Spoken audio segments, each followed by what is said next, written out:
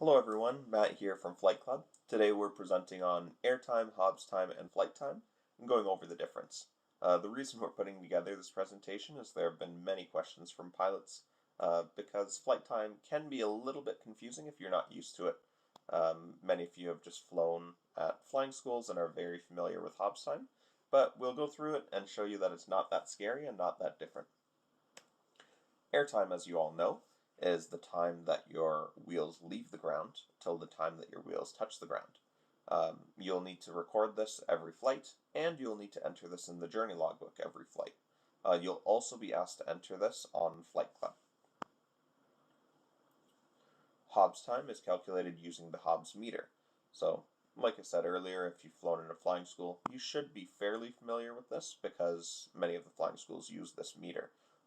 It starts when the airplane starts or when the electronic system starts, and stops when the airplane engine is shut off or when the electronic system is shut off. When a Hobbs meter is equipped on an aircraft, you'll need to record the Hobbs start and Hobbs end at the end of your flight and enter it into the Flight Club system.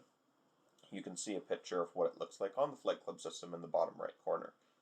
Just note that if your entry differs from the last entry, so if the previous entry was 1.1 and your start time that you're entering is 1.3, it'll flag that and send that to the owner. So just make sure you're entering things accurately on the Flight Club system.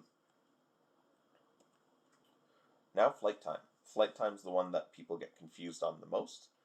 So we use flight time when an aircraft doesn't have a Hobbs meter. It basically does the same thing.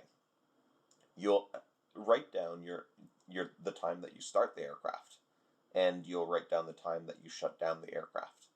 And by entering in those two times in addition to the airtime, it will quickly tell you how much you owe for the flight. If for some reason you forget to write down the start time and the stop time, you can just click that checkbox there that's depicted, I'm unsure, and then Flight Club will calculate it for you by adding 0.3 to your airtime.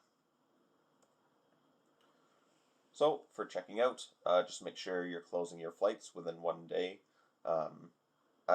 ideally as soon as possible. But there very shortly will be a fee that will be charged of a pending flight fee after 1 week. The reason this fee is being implemented is owners have been finding some pilots are going flying, not closing out the flight, and the flight's just sitting there.